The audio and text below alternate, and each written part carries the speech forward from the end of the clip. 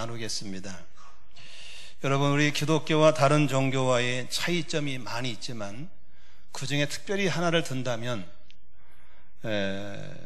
잔치집 종교와 초상집 종교로 분류할 수가 있겠습니다.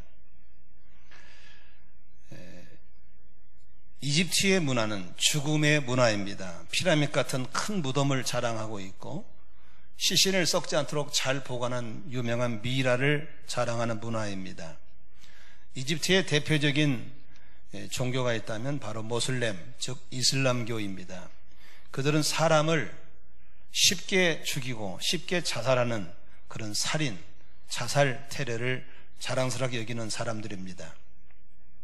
그 외 다른 종교들도 보면 향불을 피워놓고 죽음을 불러들인다든지 이런 분위기를 많이 띄워주고 있습니다.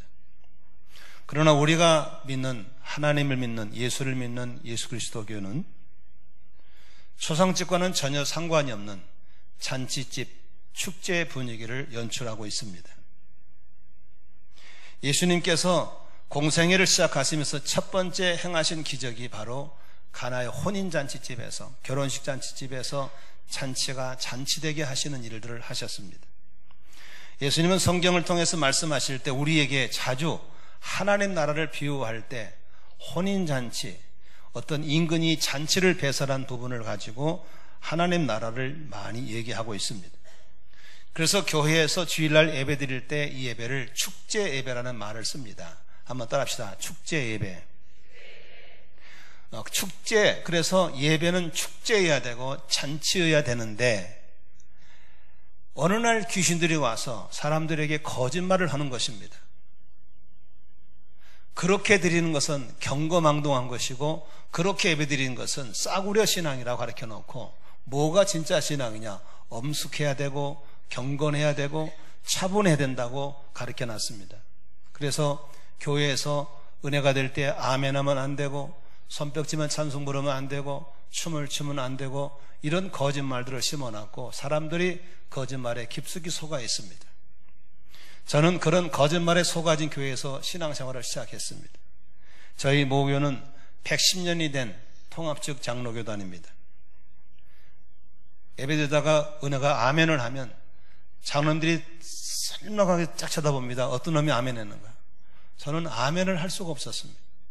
아무리 은혜가 돼도 손가락을 깨물면서 손가락을 꼭 치면서 아멘을 참아했던 것이 제가 다니는 교회였습니다. 그러나 제가 신학을 하고 성경을 배우고 하나님 배우면서 얼마나 이 거짓된다는 사실을 알게 되었습니다. 교회는 축제여야 됩니다. 아멘이시죠? 여러분도 혹시 거짓된 가르침에 속아서 교회에서 없는 경건, 없는 엄숙함, 없는 경건함을 드리는 것은 그건 위선인 것입니다. 있는 그대로 자신을 고백하고 정직하게 고백하고 그리고 아름다운 잔치에 참여해야 될 줄로 믿습니다. 오늘 본문은 예수님께서 제자들에게 하나님 나라에 대해서 비유하면서 하나님 나라는 이런 것이라고 하면서 잔치 얘기를 하고 있습니다. 16절에 어떤 사람이 큰 잔치를 베풀었다라고 했는데 마태복음에서는 이 어떤 사람이 바로 임금이라고 소개하고 있습니다. 오늘 교회는 바로 잔치집에 초청받은 사람들이고 잔치를 누려야 되는 것을 믿으시기를 바랍니다. 어떤 잔치가 웃는 걸 금하고 노래하는 걸 금하고 그건 잔치가 아니죠. 잔치는 웃을 수 있고 잔치는 춤을 출 수 있고 잔치는 손뼉을 칠 수 있고 그런 게 자유로워야 전초인 걸 믿으시기 바랍니다. 누가 그렇게 거짓된 경건을 심었는지 모르겠습니다. 그런데 오늘 여전히 그렇게 해야 신앙이 좋은 줄 알고 있는 바리새인적인 신앙은 안 되는 것입니다. 오늘 잔치는 어떤 잔치였다고 했습니까? 오늘 16절 17절 한번 읽어보면 보겠죠. 같이 읽습니다. 시작. 이르시되 어떤 사람이 큰 잔치를 베풀고 많은 사람을 청하였더니 잔치할 시각이 그 청한 자를 오게 종을 보내어 이르되 오소서. 무슨 잔치라고요? 모든 것이 준비되었나이다. 따라합시다. 모든 것이 준비되었다. 하나님이 열어놓은 잔치는 모든 것이 준비된 잔치인 것을 믿으셔야 됩니다. 하나님이 천지를 창조하실 때 그 창조 순서를 보시면 참 쉽게 알 수 있습니다. 하나님이 사람을 사랑하시기 때문에 제일 먼저 사람을 지은 게 아닙니다. 우주 만물을 먼저 지으시고 제일 마지막에 지은 것이 사람입니다. 왜 그렇게 하셨을까요? 사람을 지어놓고 그때그때 필요에 따라서 뭐 필요해 그때 만들어지고 뭐 필요해 그때 만들어진 게 아닙니다. 모든 걸 다 갖춰놓은 다음에 그 잔치에 하나님이 지으신 하나님 형상을 따른 사람을 지어서 넣어준 줄로 믿습니다. 그리고 생육하고 번성하고 땅에 충만해 땅을 정복하고 다스리고 누리라고 말씀하신 줄로 믿습니다. 그러므로 하나님이 만든 잔치는 그때그때 임시 응편으로 만들어준 거 아니시고 다 갖춰놓고 나서 그 잔치에 우리가 먹고 마시고 누리라고 부르신 줄로 믿으시기를 바랍니다. 그런데 그 아름다운 에덴 동산에서 뱀의 유혹, 마귀의 유혹을 받은 아담과 하와는 하나님과 관계가 깨지면서 그 에덴 동산은 파괴되어 버리고 그들은 쫓겨나 버리고 가난과 슬픔과 저주와 질병과 가시와 엉겅퀴 속에 살 수밖에 없었습니다. 그런 가운데 하나님께서는 죄는 미워하지만 죄인은 사랑하셔서 그 깨어진 에덴 동산을 회복하기 위해서 예수 그리스도를 보내신 줄로 믿습니다. 그래서 예수님은 무너진 에덴 동산을 회복시키려 오신 분인 것입니다. 그러므로 예수 그리스도를 믿는 사람은 그때부터 가장 많이 묵상하고 가장 많이 들어야 할 소리가 회복의 소리입니다. 회복. 아멘이시죠? 잃어버린 걸 회복하는 것입니다. 그래서 예수 믿고 잔치에 참여한 사람들에게는 놀라운 회복의 잔치가 시작되는 것입니다. 그래서 많은 사람이 예수를 떠나고 생긴 병들, 깨어진 관계에 생긴 병들이 고침받게 되는 역사가 일어나는 것입니다. 예수님께서는 우리의 질병을 치료해 주시려고 저가 채찍에 맞음으로 너희는 나음을 입었다고 말씀한 줄로 믿습니다. 내 육체의 고통을 그분이 대신 걷어가 주시고 그를 믿음으로 내 안에서 치유와 회복의 역사가 일어나는 걸 볼 수 있는 것입니다. 예수님께서는 부유하신 분으로서 이 땅에 오셔서 가난하게 사신 이유는 우리의 가난을 걷어가 주시고 그분의 부요를 우리에게 주셔서 가난한 자가 주께 돌아오면 부요하게 하시는 필요를 공급받는 은혜를 받게 하신 줄로 믿습니다. 수많은 사람은 태어날 때부터 저주 아래 태어나서 병들고 가난하고 절망 속에서 미워하며 살다가 죽어가는 것이 인생인 것입니다. 그러나 그 저주를 예수님께 나무 십자가에서 도말하심으로 인해서 우리의 저주를 도말해 주시고 그를 믿는 사람에게 아브라함의 복을 받게 하시는 놀라운 축복을 주신 줄로 믿습니다. 그러므로 예수 믿는 사람에게는 절망의 사람들이 예수 안에 소망을 찾게 되는 걸 볼 수 있는 것입니다. 조금 전에 형제가 간증한 것처럼 정말 우리 예수 모르는 젊은이들이 끝도 없고 아무런 희망이 없는 겁니다. 아무런 희망이 없습니다. 그러나 들어와서 주님이 그 영혼에 들린 한마디, 내가 너를 사랑한다. 내가 너를 절망에서 건져주마. 너를 저주에서 건져주고 가난에서 건져주고 미움에서 건져준다는 이 한마디가 저 영혼을 새롭게 살아나게 하는 걸 믿으시기를 바랍니다.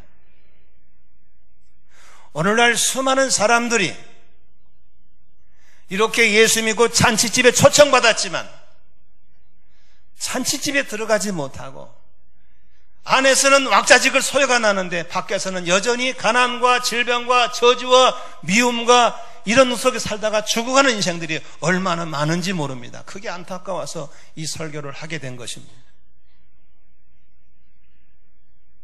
오늘 주님이 우리에게 오십시오. 모든 게 준비되었습니다. 라고 하는 것은 우리 속에 절망 있는 사람에게는 소망을 준비해놨고 질병 있는 사람들은 치유와 회복을 준비해놓고 미움 속에 사는 사람은 사랑을 준비해놓고 그렇게 준비되어 있지만 여전히 그 속에 들어가지 못하고 문 밖에 서서 여전히 그런 저주 아래 살고 있다면 얼마나 불행 중에 불행인지 모르겠어요. 차라리 초청을 안 받았으면 몰라. 초청 받은 사람이 왜 그렇게 잔치에 못 들어가는가를 살펴보겠습니다. 오늘 이렇게 17절에 오라고 그러니까 18, 19, 20절에 뭐라고 하는가 볼까요? 같이 읽습니다. 시작. 다 일치하게 사양하여 한 사람은 이르되 나는 밭을 샀음에 아무래도 나가 보아야겠으니 청컨대 나를 양해하도록 하라 하고, 또 한 사람은 이르되 나는 소 5겨레를 샀음에 시험하러 가니 청컨대 나를 양해하도록 하라 하고, 또 한 사람은 이르되 나는 장가 들었으니 그러므로 가지 못하게 노라 하는지라. 초청을 했는데 초청받은 사람들이 오늘 18절 보니까 일치하게 사양했다라고 했습니다. 한마디로 안 가겠다, 못 가겠다고 하는 것입니다. 사양하는 이유가 뭐였습니까? 밭을 샀고 소를 샀고 장가 들었다고 한 것입니다. 이 사람에게는 그동안에 정말 부동산을 갖고 싶었고 내 소유의 땅을 갖고 싶었는데 드디어 샀어요. 이 사람에게는 오직 집착, 애착이 어디 있습니까? 밭에 있는 겁니다. 그에게 있어서 어떤 잔치를 갈 만한 마음도 없고 우선순위가 변할 수가 없는 것입니다. 어떤 사람은 그렇게 소를 사고 싶었고 목장을 하고 싶었는데 드디어 소를 샀어요. 거기에 집착, 거기에 애착이 되어 있기 때문에 잔치집에 갈 만큼 마음의 우선순위가 바뀌질 않는 거예요. 어떤 사람은 그렇게 장가를 가고 싶었어요. 장가를 가고 나서 자기 아내와 있는 게 너무 좋기 때문에 그것이 애착되고 집착이 돼서 잔치집에 갈 마음이 없는 거예요. 그것이 사양의 이유였어요. 오늘 수많은 사람들이 교회 다니면서 은혜를 받지 못하고 교회 오라면 일치하게 교회 안 간다 거절한 이유는 하나예요. 다른 데 애착이 있고 집착하고 있기 때문에 그래요. 우선순위가 안 바뀐 거예요. 한번 따라합시다. 신앙생활은 우선순위가 바뀌어야 된다. 그렇습니다.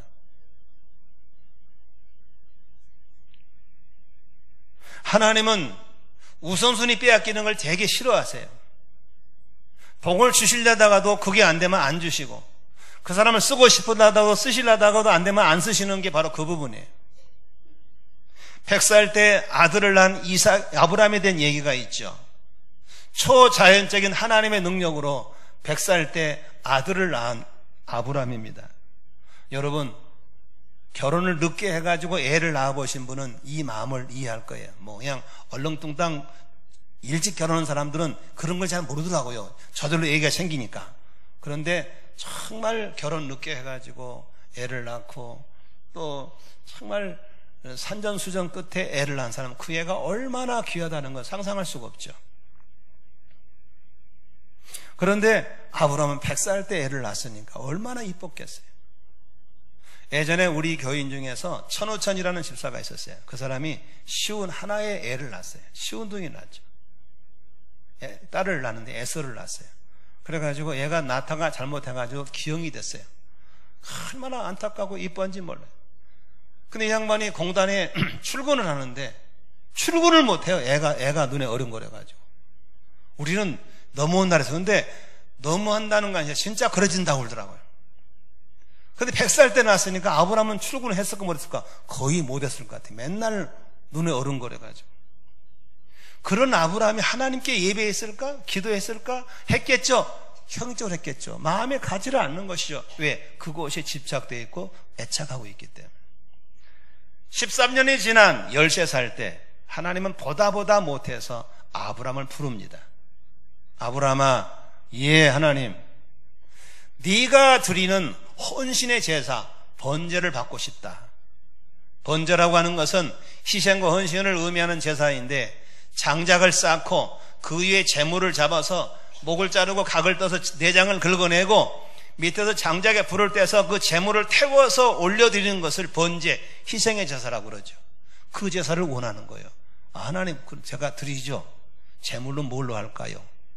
하나님이 순양이나 또 수소나 송아지를 될 줄 알았더니 하나님이 재물을 얘기할 때 재물은 네가 그렇게 사랑하는 이삭을 바치라고 하는 것이었습니다.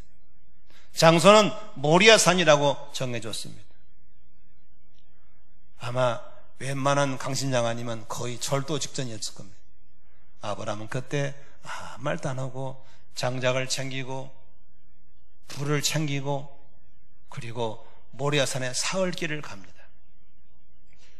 그리고 모리아산에 올라가서 장작을 쌓고 그리고 아들 이삭을 묶어서 단에 올립니다. 그리고 칼을 빼들고 아들 이삭의 목을 치려고 내리치려고 그럴 때 하나님이 급히 부르십니다. 아브라함아, 아브라함아, 네가 이제야 나를 경외하는 줄을 알겠다라고 말씀하셨어요. 근데 그 성경에 보면은 첫 서두에 하나님이 아브라함을 시험하사 그랬어요. 이 시험은 테스트입니다. 영어로 테스트. 네가 아브라함이 네가 이삭을 더 사랑한지 하나님을 더 사랑한지를 알고 싶은 거예요. 대부분의 사람들이 초청받았지만 잔치에 들어가지 못하고 그 모든 걸 누리지 못한 이유는 우선순위가 안 바뀐 거예요. 아직도 여전히 하나님 말고 다른 데 애착이 있는 사람들이에요. 못 들어가는 거예요. 그게 너무 안타까워요. 여기 계신 분도 마찬가지입니다. 신앙생활에 잔치에 참여는 우선순위가 바뀌어야 될 줄로 믿습니다. 그런데 여기 잔치에 들어간 사람이 어떤 사람이 들어가죠? 이렇게 다 못 가겠다고 그러니까 21절 한번 읽어볼까? 21절 큰 소리 있습니다. 시작. 종이 돌아와 주인에게 그대로 고하리 이에 집주인이 노하여 그 종에게 이르되 빨리 시내의 거리와 골목으로 나가서 같이 읽어봐요. 가난한 자들과 몸 불편한 자들과 맹인들과 저는 자들을 데려오라 그럽니다. 이제는 하나님이 초청한 사람들은 그런 사람이 아닙니다. 소사고 장가가고 밭사고 이런 사람 보는 게 아닙니다. 애착이 없는 사람, 애착을 둘 데가 없는 사람, 미련을 둘 수 없는 사람들, 가난한 사람들, 몸이 불편한 사람들, 앞을 못 본 사람들, 다리를 쩔뚝을 저는 사람들을 오라고 하는 것입니다. 이 사람들은 세상에 미련 들 만한 사람이 없는 사람들을 오라고 하는 것입니다. 여러분, 우리가 전도를 가면 대부분 전도가 안 된다고 그러죠. 전도를 쉽게 하는 길이 하나가 있어요. 우리가 밭산 사람, 소산 사람, 장강한 사람 찾아가면 전도가 안 돼요. 쩔뚝거리는 사람들, 앞을 못 보는 사람들, 가난한 사람들, 병든 사람들을 찾아가면 그네들은 애착할 것도 없고 집착할 것도 없고 의지할 것 없기 때문에 주님의 초청을 받게 되는 것입니다. 여기 나오신 여러분도 주님께 나올 때 몸 상할 때 나오신 분 거의 없어요. 전부 다 절망 가운데 힘들 때 부르니까 나오는 거예요. 우리 안성달 형제님 같은 경우도 마찬가지죠. 저분 사업하신 분이었어요. 공장을 하고 있었어요. 돈도 잘 벌었어요. 잘 나갔어요. 조기 축구에 맨날 공 찼어요. 얼마나 건강한지 몰라요. 에? 그때 전도하니까 아유 뭐 그러시죠. 내가 전화하면 맨날 그랬어요. 아유 다음에 만납시다. 뭐 아쉬울 게 있어야죠. 그러나 이것도 끊어지고 저것도 끊어지고 그가 애착까지 게 아무것도 없는 거예요. 몸이 병들었어요. 서서히 죽어가요. 이제 말도 잘 안 나와요. 그럴 때 초청하니까 초청이 오는 거예요. 아멘이시죠? 만일에 병훈 형제가 쭉쭉 빵빵 잘 나갔을 때 현우가 교회 가지 않으면 너나 가, 너나 잘해 안 나왔을 거예요. 그러나 저 사진은 멀쩡하지만 그 속에 곤고함과 고통과 괴로움과 있을 때 아무것도 애착이 없을 때 친구가 당기니까 오는 거예요. 저도 마찬가지요. 제가 예수 믿을 사람이 아니에요. 제가 교회 나올 사람이 아니에요.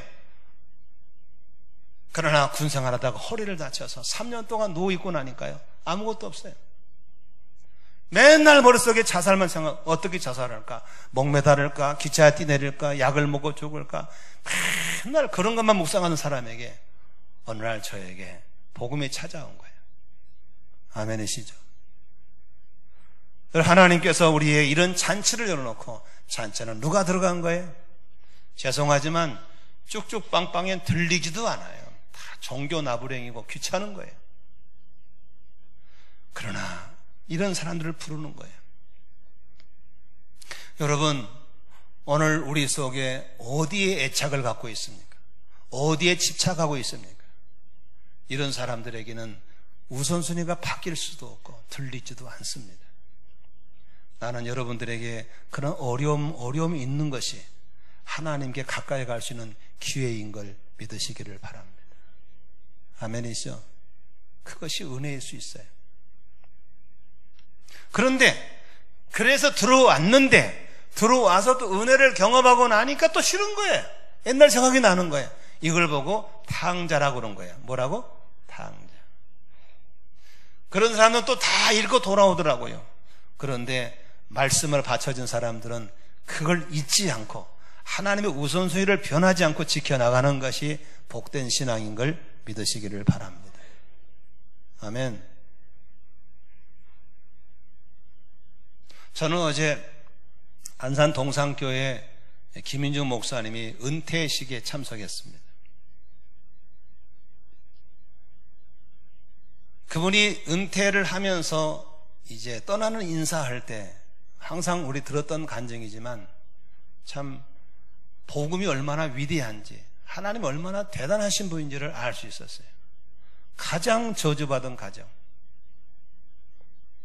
어머니는 암으로 죽고 12형제 낳아서 8명이 죽고 병으로 죽고 3명 살아남고 계모 밑에 살면서 너무 가난해서 학교를 못 다니고 소사역 앞에서 길가에서 박스 펴놓고 복숭아 맥이 팔던 사람, 신문팔이 하던 사람, 그런 사람이 초등학교 4학년 때 이상일이라는 친구가 인중아 교회 가자 이 말하면 교회 나와서 재미가 없어서 안 다니고 싶은데 한 여선생님이 유별나게 올 때마다 반겨주고 따뜻하게 머리 쓰다듬는 게 좋아서 뭣도 모르고 선생님 사랑 따라 다니다가 25살 먹었을 때 김중권 목사님을 통해서 복음을 듣고 거듭나게 되고 거듭난 지 보름 만에 헌신하게 되고 그래서 37년 동안 안산에 와서 복음을 전하면서 저렇게 아름다움을 이루고 멋있게 은퇴하는 참 부럽더라고요. 그리고 생육 번성하게 하셔서 자녀들 셋 데리고 와서 손주들 다 데리고 와서 인사하더라고요.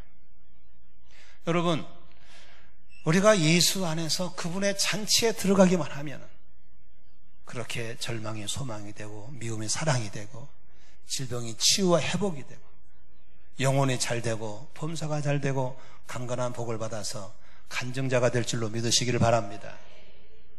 그런데 왜 많은 사람들이 그 잔치집에 와서 여전히 쩔쩔 굶고 있고 여전히 쩔떡거리고 사는 이유는 뭡니까? 우선순위가 안 바뀌어서 그렇습니다. 여러분, 주일날 약속이 없고 시간이 남아서 교회 오신 분이 있습니까? 저는 그렇지 않습니다. 저도 갈 일 많고 갈 데 많지만 절대로 저는 주일날 어기지 않습니다. 왜? 이날은 우선순위가 하나님이기 때문에 그렇습니다. 여러분은 돈이 남아서 11조 합니까? 저도 다 쓰고도 모자랍니다.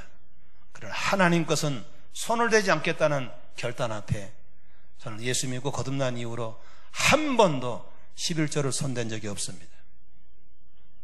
왜 그렇습니까? 나의 삶의 우선순위가 바뀌었기 때문에 그렇습니다. 아멘.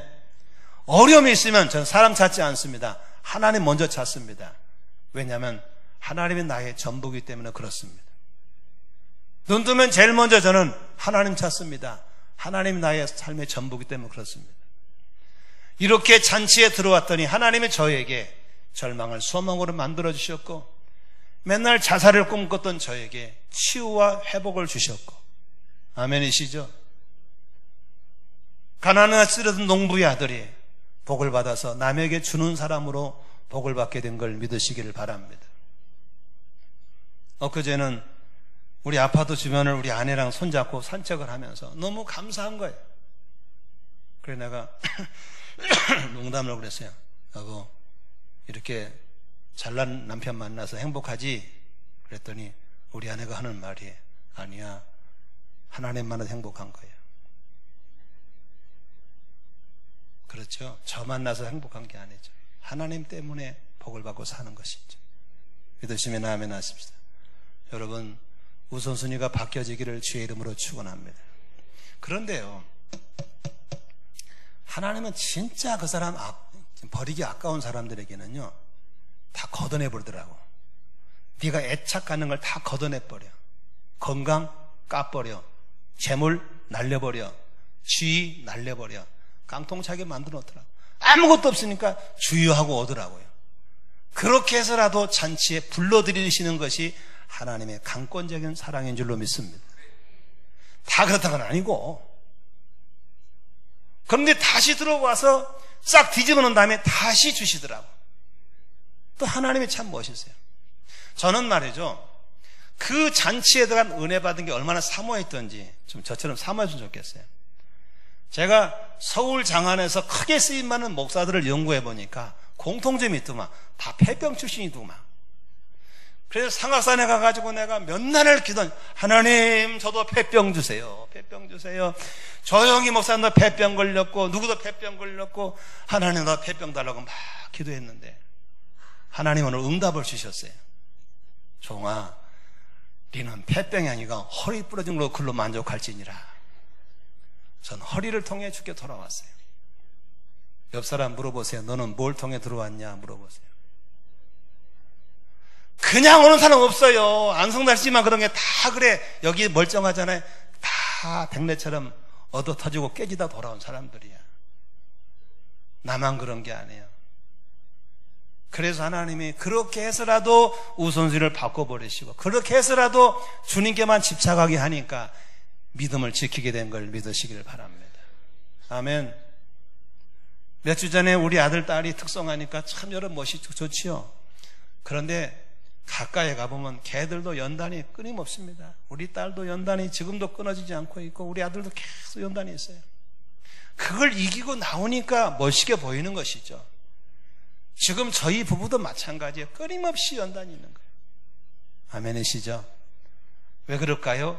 바로 그 우선순위를 하나님이 지키라고 그런 거예요. 목숨을 걸고 주님 중심, 하나님 중심이 되면 잔치의 주인공이 될 줄로 믿습니다. 아멘. 여러분이 잔치의 속에 들어가서 마음껏 누리시기를 원하시면 아멘 하십시다. 그렇다면 주님의 마음을 하면 좋습니다. 어떤 마음입니까? 여기 22절에 볼까요? 종이 이르되 주인이 명하시겠지만 아직도 빈자리가 있습니다. 그러죠? 그때 23절 같이 읽습니다. 시작. 주인이 종에게 이르되 길과 산울타리로 나가서 사람을 강권에 데려다가 내 집을 채우라. 우리 주님의 마음은 빈자리를 별로 안 좋아하세요. 어떤 사람은 교회 하면 꼭 따로 앉더라고. 빈자리가 좋아서. 그런데 빈자리를 별로 안 좋아하십니다. 당신이 준비한 잔치를 안 먹고 빈대로 놔둔 걸 그분이 별로 안 좋아하신다고 말이에요. 요것은 우리 목자, 목녀님들이 매주마다 경험하는 일들입니다. 우리 목원이 10명이면 우리 목녀는 11명, 12명으로 합니다. 오면 더 먹을 줄 알고. 그런데 희한하게 음식을 정성껏 준비해 놓으면은 또 참석하기 30분, 1시간 전에 전화가 옵니다. 문자가 띡띡 옵니다. 목녀님 죄송해요. 제가 이래서 못 갑니다. 그러면 얼마나 기분 나쁜지 몰라요. 그런데 한 명 빠지면 괜찮은데 5명, 6명 반상 빠져버리면요, 그걸 누가 먹어? 어떤 집에는 삼계탕을 끓여놨는데 15마리 끓여놨대요. 아무도 안 와버려가지고 부부 둘이서 15마리 먹느라 죽을 뻔했대요. 그런데 부정적인 목녀들은 이렇게 하더라고. 나 다시는 안 해. 이거 안 할 거야. 막 이런 사람이 있는데 긍정적인 목자, 목녀는 이렇게 말하더라고요. 야, 드디어 목사님 마음을 알겠네. 애써 설교 준비하는데 안 와버리면 얼마나 허당일까. 이제 주님 마음을 알겠네. 이렇게 내가 주일날 빠지면 주님이 아파하시겠구나. 아멘이시죠? 따라합시다. 나부터 잘해야 되겠다. 이렇게 은혜 받는 목자, 목녀가 있는가 하면 나한테 전화 가지고 목사님 나 못해요. 안 해요. 안 해요. 나 이런 거 안 해. 이런 분도 있더라고요. 빈자리를 안 좋아하는 거예요. 따라합시다. 내가 채우자. 그런데 아무리 채워도 빈자리가 있을 때 그 빈자리를 향한 주의 마음을 가지고 사람들을 강권에다가 채우라고 말한 줄로 믿습니다. 오늘 성경에 보니까 23절에 사람들을 강권에다가 내 집을 채우라라고 했습니다. 순천 동북교회 박병선이라는 분이 순천시청에 말단 공무원이었는데 이분이 잘 믿는 아내의 강권함을 따라 교회를 한번 나가기로 했어요. 한번 나가주는 거예요. 근데 그날따라 은혜가 그에게 임했어요. 새로 성전을 잘 지었는데 좌석은 많이 있는데 사람이 너무 텅텅 비어 있는 거예요. 그래서 마음속에 그런 마음이 들더래요. 아니, 밖에 사람들 엄청나게 많은데 왜 이렇게 좋은 성전을 비워놓지? 그래서 자기도 모르는 중에 주님, 제가 이 빈자리를 채우겠습니다, 이런 말을 해버렸대요. 나와서 맨정신 차리고 나니까 큰일 났어요. 이게 사람이 전도가 안 되는 거예요. 그래서 제일 친한 친구, 만만한 친구, 내 말하면 다 들은 친구를 찾아가서 어이, 다음 주 교회 가세. 어이, 나랑 교회 가세. 내가 여기 교회를 간단가 한 번만 가세. 한 번만 가세. 이렇게 해서 물고 늘어져 가지고 교회 나올 때까지 물고 늘어져 가지고 자리를 채운 게 1년에 770명을 채웠대. 아멘이시죠? 그래서 그 사람 전도법 물면 안 논다 그래가지고 진돗개 전도법이 유명해져 가지고 세상에 그 시골에 말단 공무원이 유명해져가 전 세계를 누비면서 지금도 쓰임받는 전도왕이 된 줄로 믿습니다. 주의 마음을 가지고 주일날 귀한 몸 나만 나오지 말고 주변의 이웃들, 친구들 데리고 어이, 나랑 교회 가세. 한번 해봐요. 시작. 어이, 나랑 교회 가세. 뭐하러 간단가? 한 번만 가보세. 그렇게 해서 자리를 채우는 것이 좋은 줄로 믿습니다. 저는 지금 목회자가 돼서 전도한다고 했었지만 저는 평신도 때 참 전도 많이 했어요. 평신도 때는 매주 한 손에 성경, 한 손에 영혼, 이 빈손 갈 데가 거의 없었어요. 매주마다 전도했어요. 월요일날 시작해서 다니는 거예요. 정말 전도 많이 했어요. 여러분, 이 빈자리를 채우는 것이 주의 마음이고 가득히 와서 함께 먹을 때 하나님이 기뻐하시고 그에게도 은혜를 주실 줄로 믿으시기를 바랍니다. 말씀을 정리하고 마치겠습니다. 여러분, 오늘 우리가 이 잔치에 와서 남들은 먹고 마시고 누리는데 쫄쫄 굶고 있다면 그것은 안 되지 않습니까? 저는 어제 은퇴식을 보고 와서 제가 문자를 보냈어요. 형님, 내가 형님 은퇴식 보고 너무 부러워서 글을 남깁니다. 저도 꼭 그렇게 잘 믿고 꼭 그렇게 멋지게 은퇴하겠습니다. 그랬더니 바로 답장이 왔어. 그래, 고맙다. 한번 해보자. 우리 잔치의 주인공 되시기를 바랍니다. 아멘이시죠? 교회 와서 같이 웃고 같이 교제하고 주일이면 축제 예배드리고 평일이면 다 목장 모임에 들어가서 우리 목자들 같이 목원들과 삶을 나누고 3월달 9월이면 또 삼공 와서 다 같이 말씀 공부하시고 그러게 될 때 이렇게 병원이처럼 감격스러운 간증자가 되고 또 그렇게 변화가 일어날 줄로 믿습니다. 아멘. 여러분 모두 다 잔치에 초청받은 사람입니다. 그런데 저는 이 한 구절을 마치고 드리겠습니다. 마태복음에는 따라합시다. 청함을 받은 자는 많으나 택함을 입은 자는 적다. 오라고는 많이 했는데 막상 잔치에 들어가서 택함을 입은 사람은 적다는 사실입니다. 나는 여러분들이 청함을 받은 것으로 끝나는 것이 아니고 택함을 입을 수 있기를 주의 이름으로 축원합니다. 우선순위입니다. 우선순위. 하나님이 그 우선순위 때문에 여러분 흔들고 있는 거예요. 우리 최가편 집사님 오셨습니다만 지금 저 집사님 마음이 얼마나 까맣게 타겠어요. 사랑하는 아내가 중환자실에 누워있는데 애를 데리고 직장에 출근하면서 저는 너무 마음이 미어져요. 그럼 한편적으로는 저는 기대하는 거예요. 저런 환난을 통해서 저 집 가족들이 세상적인 애착이 끊어지고 주님께 우선순위가 바뀌면 저분 가족이 잔치의 주인공이 될 날이 올 줄로 믿는 것입니다. 아멘이시죠? 여러분 지금 무슨 문제로 힘들고 무슨 문제로 어렵습니까? 그게 바로 모리아산에 올라가야 할 아브라함이 주신 테스트입니다. 거기서 하나님을 결정하시고 하나님 붙잡기를 주의 이름으로 축원합니다. 그래서 소를 사고 밭을 사고 장가를 들고 이런 것으로 인해서 노가 아니라 하나님 부르신 앞에 예스하면서 사모하고 기도하면서 주님께 나아가면 우리 모두 아름다운 축복의 간증자가 될 줄로 믿습니다. 기도하겠습니다. 하나님 아버지, 우리 성도님들 한 분